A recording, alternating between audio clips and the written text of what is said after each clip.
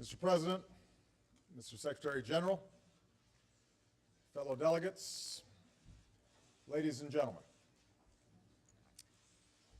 Each year we come together to reaffirm the founding vision of this institution. For most of recorded history, individual aspirations were subject to the whims of tyrants and empires. Divisions of race and religion and tribe were settled through the sword and the clash of armies. The idea that nations and peoples could come together in peace to solve their disputes and advance a common prosperity seemed unimaginable.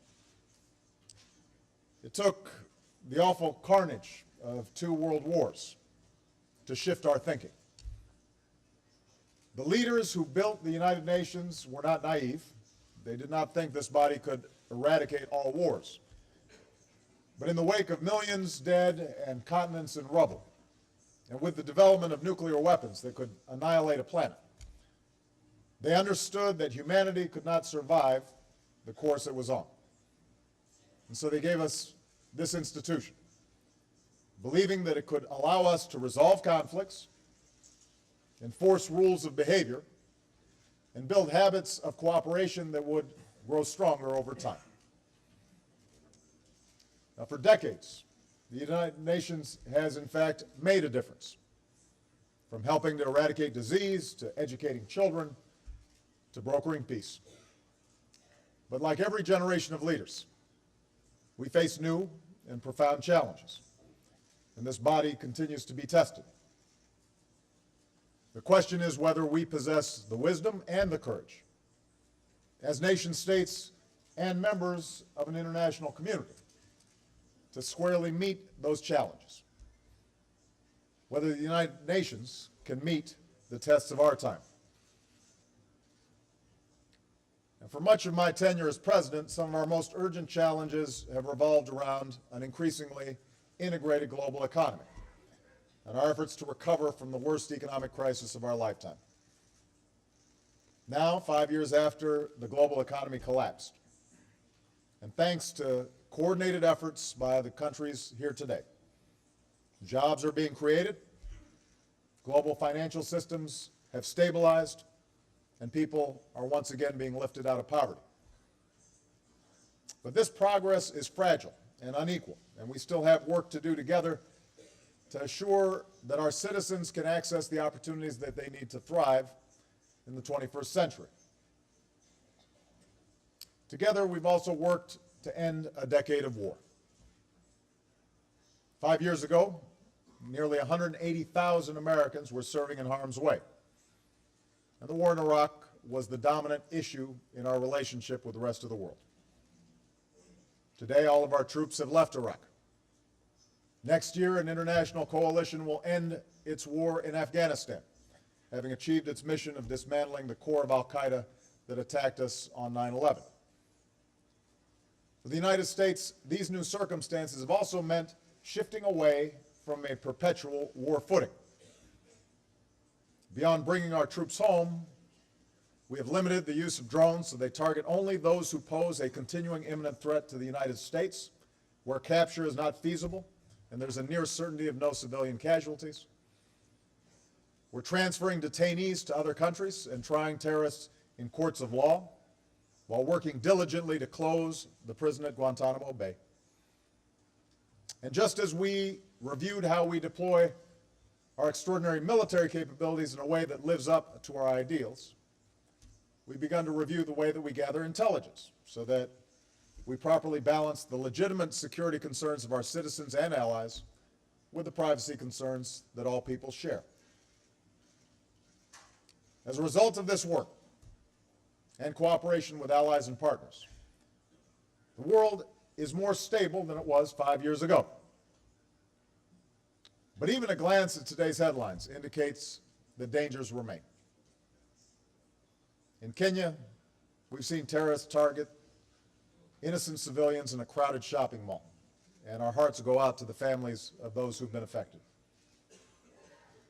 In Pakistan, nearly 100 people were recently killed by suicide bombers outside a church.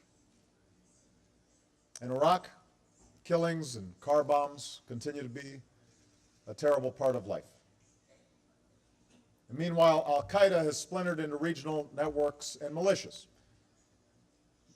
which doesn't give them the capacity at this point to carry out attacks like 9/11, but does pose serious threats to governments and diplomats, businesses and civilians all across the globe. Just as significantly, the convulsions in the Middle East and North Africa have laid bare deep divisions within societies as an old order is upended and people grapple with what comes next. Peaceful movements have too often been answered by violence, from those resisting change and from extremists trying to hijack change. Sectarian conflict has reemerged, and the potential spread of weapons of mass destruction continues to cast a shadow over the pursuit of peace. Nowhere have we seen these trends converge more powerfully than in Syria. There, peaceful protests against an authoritarian regime were met with repression and slaughter. In the face of such carnage, many retreated to their sectarian identities, Alawite and Sunni, Christian and Kurd, and the situation spiraled into civil war.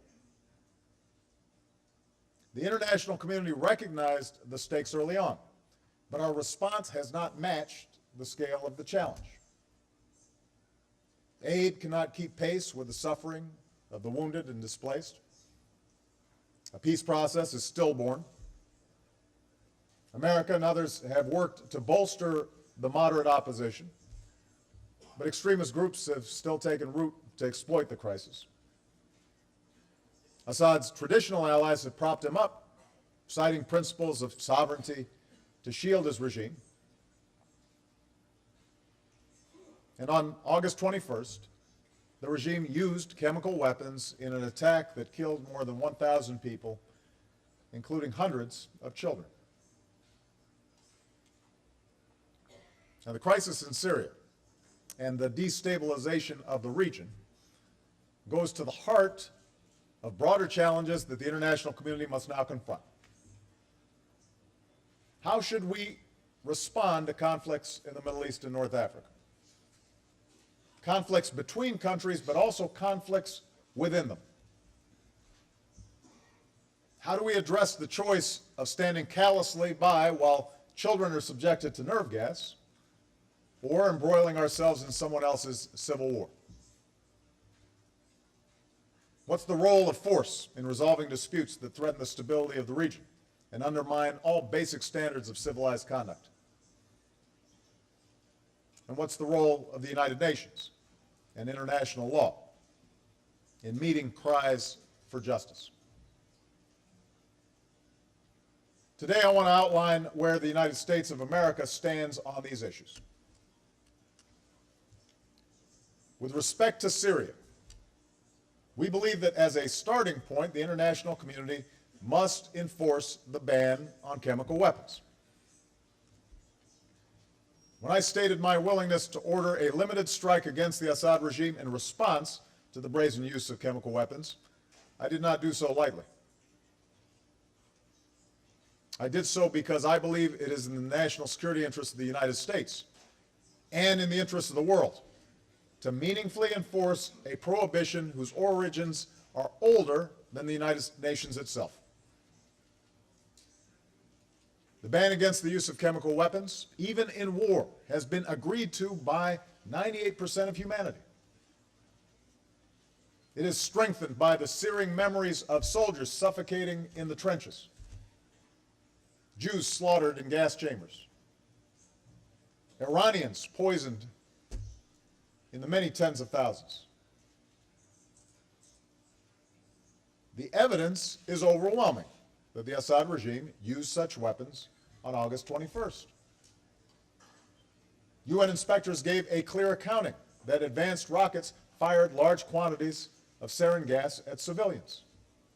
These rockets were fired from a regime-controlled neighborhood and landed in opposition neighborhoods. It's an insult to human reason and to the legitimacy of this institution to suggest that anyone other than the regime carried out this attack.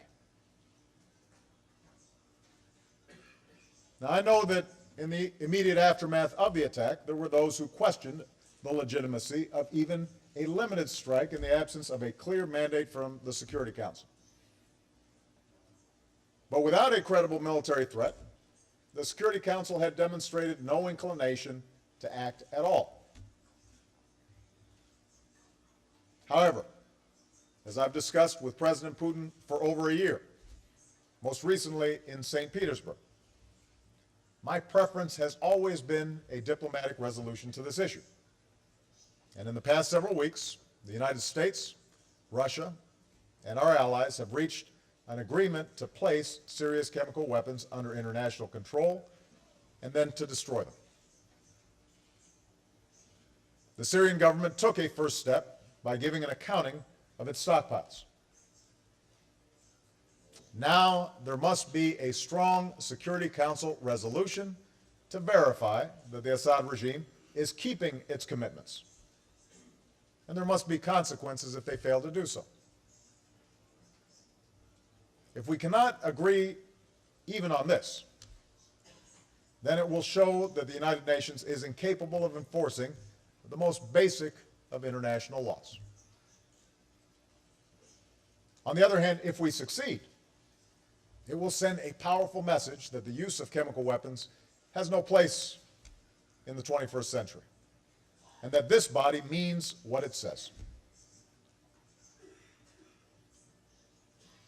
Now, agreement on chemical weapons should energize a larger diplomatic effort to reach a political settlement within Syria.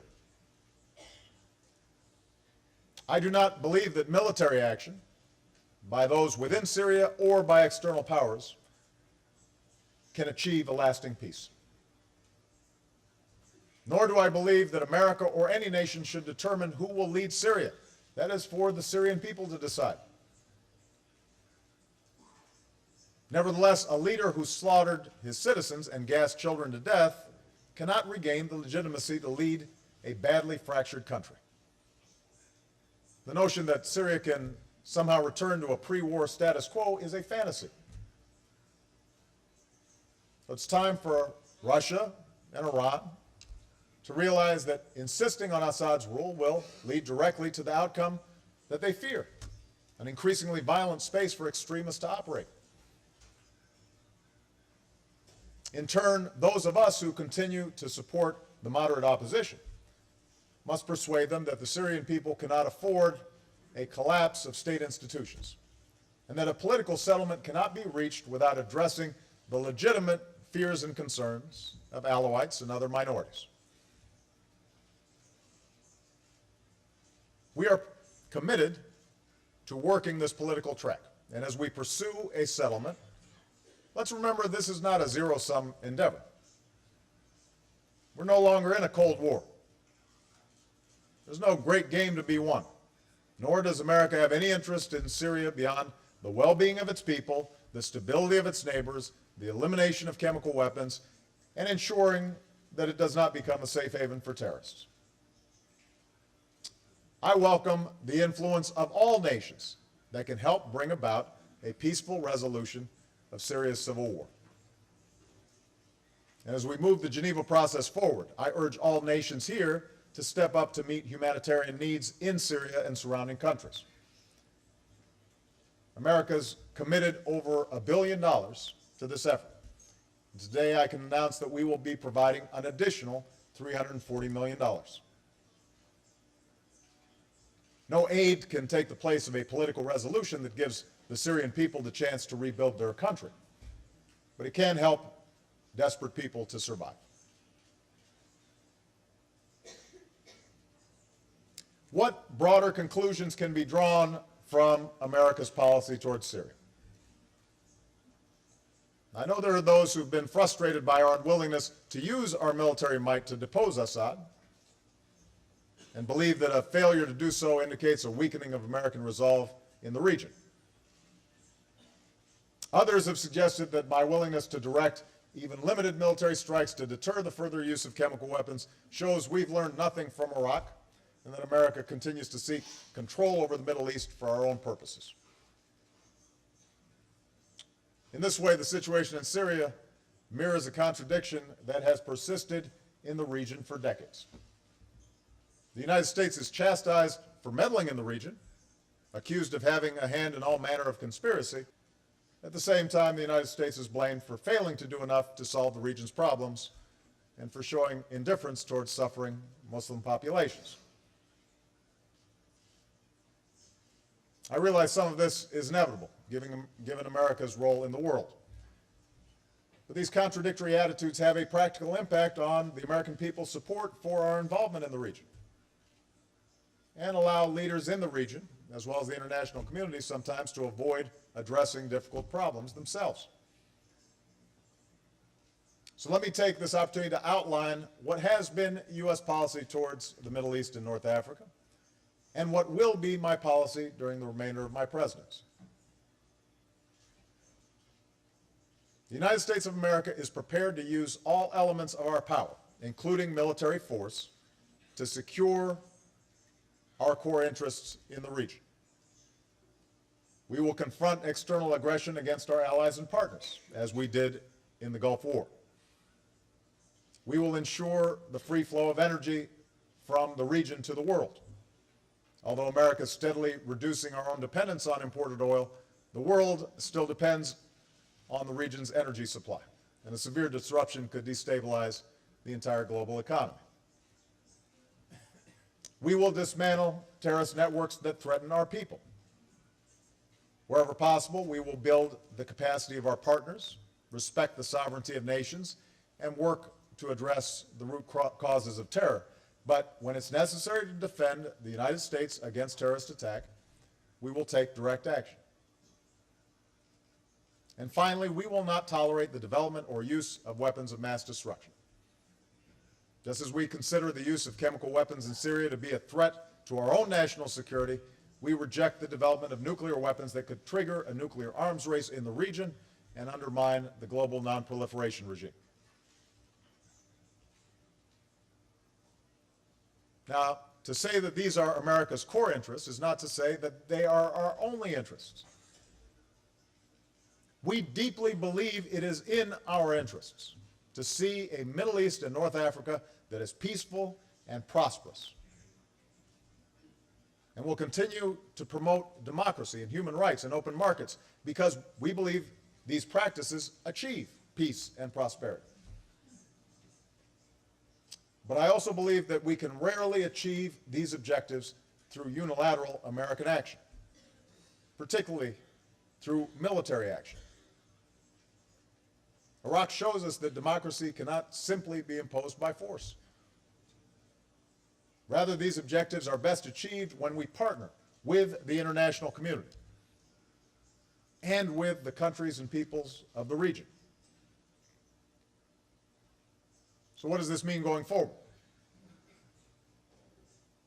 In the near term, America's diplomatic efforts will focus on two particular issues: Iran's pursuit of nuclear weapons and the Arab-Israeli conflict.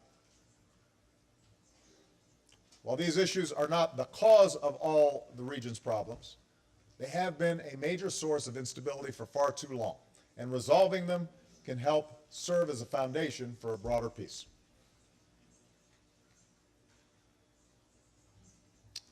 The United States and Iran have been isolated from one another since the Islamic Revolution of 1979.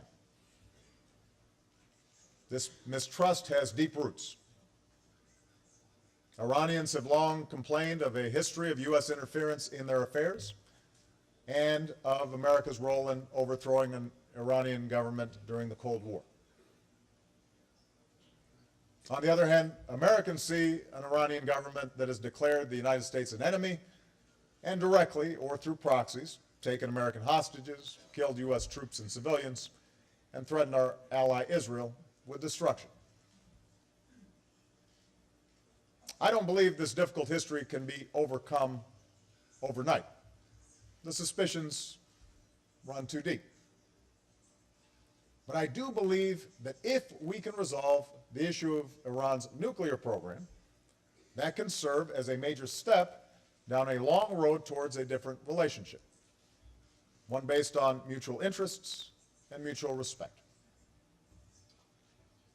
Well, since I took office, I've made it clear in letters to the supreme leader in Iran and more recently to President Rouhani that America prefers to resolve our concerns over Iran's nuclear program peacefully, although we are determined to prevent Iran from developing a nuclear weapon. We are not seeking regime change, and we respect the right of the Iranian people to access peaceful nuclear energy. Instead, we insist that the Iranian government meet its responsibilities under the Nuclear Non-Proliferation Treaty and UN Security Council resolutions. Now, meanwhile, the Supreme Leader has issued a fatwa against the development of nuclear weapons, and President Rouhani has just recently reiterated that the Islamic Republic will never develop a nuclear weapon. So these statements made by our respective governments should offer the basis for a meaningful agreement. We should be able to achieve a resolution that respects the rights of the Iranian people while giving the world confidence that the Iranian program is peaceful. But to succeed, conciliatory words will have to be matched by actions that are transparent and verifiable. After all, it's the Iranian government's choices that have led to the comprehensive sanctions that are currently in place. And this is not simply an issue between the United States and Iran.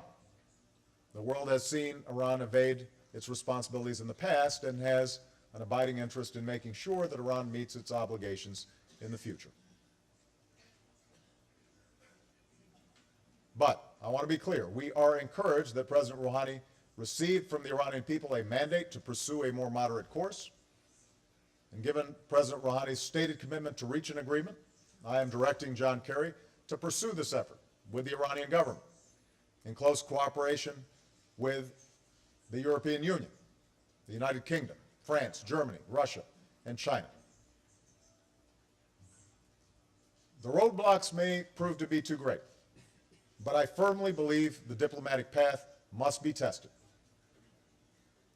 For while the status quo will only deepen Iran's isolation, Iran's genuine commitment to go down a different path will be good for the region and the world, and will help the Iranian people meet their extraordinary potential in commerce and culture, in science and education. We are also determined to resolve a conflict that goes back even further than our differences with Iran, and that is the conflict between Palestinians and Israelis. I've made it clear that the United States will never compromise our commitment to Israel's security, nor our support for its existence as a Jewish state. Earlier this year in Jerusalem, I was inspired by young Israelis who stood up for the belief that peace was necessary, just, and possible. And I believe there's a growing recognition within Israel that the occupation of the West Bank is tearing at the democratic fabric of the Jewish state. But the children of Israel have the right to live in a world where the nations assembled in this body fully recognize their country, and where we unequivocally reject those who fire rockets at their homes or incite others to hate them. Likewise, the United States remains committed to the belief that the Palestinian people have a right to live with security and dignity in their own sovereign state. On the same trip, I had the opportunity to meet with young Palestinians in Ramallah, whose ambition and incredible potential are matched by the pain they feel in having no firm place in the community of nations. They are understandably cynical that real progress will ever be made, and they're frustrated by their families enduring the daily indignity of occupation. But they too recognize that two states is the only real path to peace. Because just as the Palestinian people must not be displaced the state of Israel is here to stay. So the time is now ripe for the entire international community to get behind the pursuit of peace. Already, Israeli and Palestinian leaders have demonstrated a willingness to take significant political risks. President Abbas has put aside efforts to shortcut the pursuit of peace and come to the negotiating table. Prime Minister Netanyahu has released Palestinian prisoners and reaffirmed his commitment to a Palestinian state. Current talks are focused on final status issues of borders and security, refugees, and Jerusalem. So now the rest of us must be willing to take risks as well. Friends of Israel, including the United States, must recognize that Israel's security as a Jewish and democratic state depend on the realization of a Palestinian state. And we should say so clearly. Arab states and those who supported the Palestinians must recognize that stability will only be served through a two-state solution and a secure Israel. All of us must recognize that peace will be a powerful tool to defeat extremists throughout the region and embolden those who are prepared to build a better future. And moreover, ties of trade and commerce between Israelis and Arabs could be an engine of growth and opportunity at a time when too many young people in the region are languishing without work. So let's emerge from the familiar corners of blame and prejudice. Let's support Israeli and Palestinian leaders who are prepared to walk the difficult road to peace. Real breakthroughs on these two issues, Iran's nuclear program and Israeli-Palestinian peace, would have a profound and positive impact on the entire Middle East and North Africa. But the current convulsions arising out of the Arab Spring remind us that a just and lasting peace cannot be measured only by agreements between nations. It must also be measured by our ability to resolve conflict and promote justice within nations. And by that measure, it's clear that all of us have a lot more work to do. When peaceful transitions began in Tunisia and Egypt, the entire world was filled with hope. And although the United States, like others, was struck by the speed of transition, and although we did not, and in fact could not, dictate events, we chose to support those who called for change. And we did so based on the belief that while these transitions will be hard and take time, societies based upon democracy and openness and the dignity of the individual will ultimately be more stable, more prosperous, and more peaceful. Over the last few years, particularly in Egypt, we've seen just how hard this transition will be. Mohamed Morsi was democratically elected, but proved unwilling or unable to govern in a way that was fully inclusive. The interim government that replaced him responded to the desires of millions of Egyptians who believed the revolution had taken a wrong turn. But it too has made decisions inconsistent with inclusive democracy through an emergency law and restrictions on the press and civil society and opposition parties.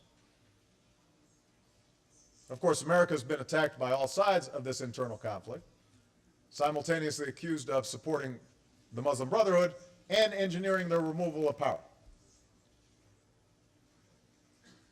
In fact, the United States has purposely avoided choosing sides. Our overriding interest throughout these past few years has been to encourage a government that legitimately reflects the will of the Egyptian people and recognizes true democracy as requiring a respect for minority rights and the rule of law, freedom of speech and assembly, and a strong civil society. That remains our interest today. And so going forward, the United States will maintain a constructive relationship with the interim government that promotes core interests like the Camp David Accords and counterterrorism. We'll continue support in areas like education that directly benefit the Egyptian people, but we have not proceeded with the delivery of certain military systems, and our support will depend upon Egypt's progress in pursuing a more democratic path. And our approach to Egypt reflects a larger point. The United States will at times work with governments that do not meet, at least in our view, the highest international expectations, but who work with us on our core interests. Nevertheless, we will not stop asserting principles that are consistent with our ideals, whether that means opposing the use of violence as a means of suppressing dissent or supporting the principles embodied in the Universal Declaration of Human Rights. We will reject the notion that these principles are simply Western exports, incompatible with Islam or the Arab world. We believe they are the birthright of every person.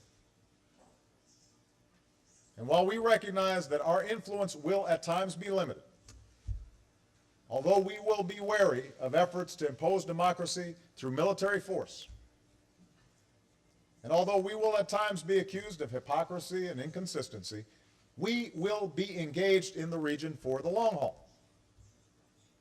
For the hard work of forging freedom and democracy is the task of a generation. And this includes efforts to resolve sectarian tensions that continue to surface in places like Iraq, Bahrain, and Syria. We understand such long-standing issues cannot be solved by outsiders. They must be addressed by Muslim communities themselves. But we've seen grinding conflicts come to an end before. Most recently in Northern Ireland, where Catholics and Protestants finally recognized that an endless cycle of conflict was causing both communities to fall behind a fast-moving world. And so we believe those same sectarian conflicts can be overcome in the Middle East and North Africa. To summarize, the United States has a hard-earned humility when it comes to our ability to determine events inside other countries. You know, the notion of American empire may be useful propaganda, but it isn't borne out by America's current policy or by public opinion. Indeed, as recent debates within the United States over Syria clearly showed, the danger for the world is not an America that is too eager to immerse itself in the affairs of other countries or to take on every problem in the region as its own. The danger for the world is that the United States, after a decade of war, rightly concerned about issues back home, aware of the hostility that our engagement in the region has engendered throughout the Muslim world, may disengage, creating a vacuum of leadership that no other nation is ready to fill. Now, I believe such disengagement would be a mistake. I believe America must remain engaged for our own security, but I also believe the world is better for it. Some may disagree, but I believe America is exceptional, in part because we have shown a willingness, through the sacrifice of blood and treasure, to stand up not only for our own narrow self-interest, but for the interests of all. I must be honest, though. We're far more likely to invest our energy in those countries that want to work with us, that invest in their people instead of a corrupt few, that embrace a vision of society where everyone can contribute, men and women, Shia or Sunni, Muslim, Christian or Jew. Because from Europe to Asia, from Africa to the Americas, nations that have persevered on a democratic path have emerged more prosperous, more peaceful, and more invested in upholding our common security and our common humanity. And I believe that the same will hold true for the Arab world. This leads me to a final point. There will be times when the breakdown of societies is so great, the violence against civilians so substantial, that the international community will be called upon to act. This will require new thinking and some very tough choices. While the United Nations was designed to prevent wars between states, increasingly we face the challenge of preventing slaughter within states. And these challenges will grow more pronounced as we are confronted with states that are fragile or failing. Places where horrendous violence can put innocent men, women, and children at risk with no hope of protection from their national institutions.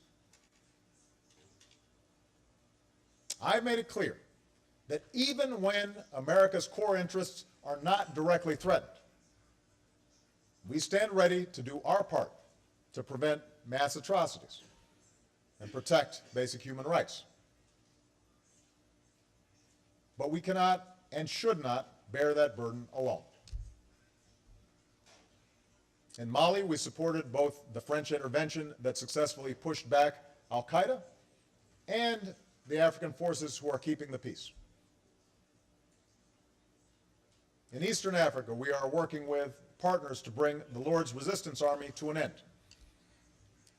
And in Libya, when the Security Council provided a mandate to protect civilians, America joined a coalition that took action. Because of what we did there, countless lives were saved, and a tyrant could not kill his way back to power. I know that some now criticize the action in Libya as an object lesson. They point to the problems that the country now confronts: a democratically elected government struggling to provide security, armed groups in some places, extremists ruling parts of a fractured land. And so these critics argue that any intervention to protect civilians is doomed to fail. Look at Libya. Now, no one's more mindful of these problems than I am, for they resulted in the death of 4 outstanding U.S. citizens who were committed to the Libyan people, including Ambassador Chris Stevens, a man whose courageous efforts helped save the city of Benghazi. But does anyone truly believe that the situation in Libya would be better if Gaddafi had been allowed to kill, imprison, or brutalize his people into submission? It's far more likely that without international action, Libya would now be engulfed in civil war and bloodshed. So we live in a world of imperfect choices. Different nations will not agree on the need for action in every instance, and the principle of sovereignty is at the center of our international order.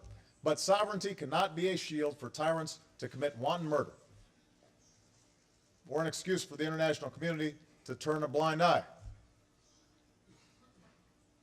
While we need to be modest in our belief that we can remedy every evil, while we need to be mindful that the world is full of unintended consequences, should we really accept the notion that the world is powerless in the face of a Rwanda or Srebrenica? If that's the world that people want to live in, they should say so and reckon with the cold logic of mass graves. But I believe we can embrace a different future. And if we don't want to choose between inaction and war, we must get better, all of us, at the policies that prevent the breakdown of basic order, through respect for the responsibilities of nations and the rights of individuals, through meaningful sanctions for those who break the rules, through dogged diplomacy that resolves the root causes of conflict, not merely its aftermath, through development assistance that brings hope to the marginalized. And yes, sometimes, although this will not be enough, there are going to be moments where the international community will need to acknowledge that the multilateral use of military force may be required to prevent the very worst from occurring.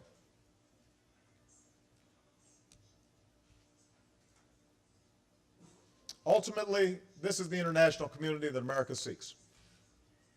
One where nations do not covet the land or resources of other nations, but one in which we carry out the founding purpose of this institution, and where we all take responsibility. A world in which the rules established out of the horrors of war can help us resolve conflicts peacefully and prevent the kinds of wars that our forefathers fought. A world where human beings can live with dignity and meet their basic needs, whether they live in New York or Nairobi, in Peshawar or Damascus. These are extraordinary times with extraordinary opportunities. Thanks to human progress, a child born anywhere on earth today can do things that 60 years ago would have been out of reach for the mass of humanity. I saw this in Africa, where nations moving beyond conflict are now poised to take off. And America's with them, partnering to feed the hungry and care for the sick and to bring power to places off the grid. I see it across the Pacific region, where hundreds of millions have been lifted out of poverty in a single generation. I see it in the faces of young people everywhere who can access the entire world with the click of a button, and who are eager to join the cause of eradicating extreme poverty and combating climate change, starting businesses, expanding freedom, and leaving behind the old ideological battles of the past. That's what's happening in Asia and Africa. It's happening in Europe and across the Americas. That's the future that the people of the Middle East and North Africa deserve as well. One where they can focus on opportunity instead of whether they'll be killed or repressed because of who they are or what they believe. Now, time and again, nations and people have shown our capacity to change, to live up to humanity's highest ideals, to choose our better history.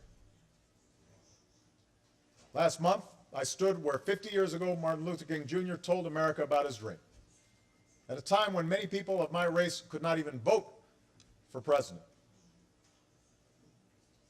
Earlier this year, I stood in the small cell where Nelson Mandela endured decades cut off from his own people in the world. Who are we to believe that today's challenges cannot be overcome, when we've seen what changes the human spirit can bring? Who in this hall can argue that the future belongs to those who seek to repress that spirit rather than those who seek to liberate it? I know what side of history I want the United States of America to be on.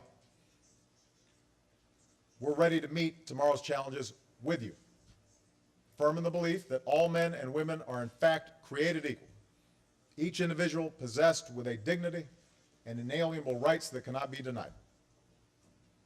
That is why we look to the future not with fear, but with hope. And that's why we remain convinced that this community of nations can deliver a more peaceful, prosperous, and just world to the next generation. Thank you very much.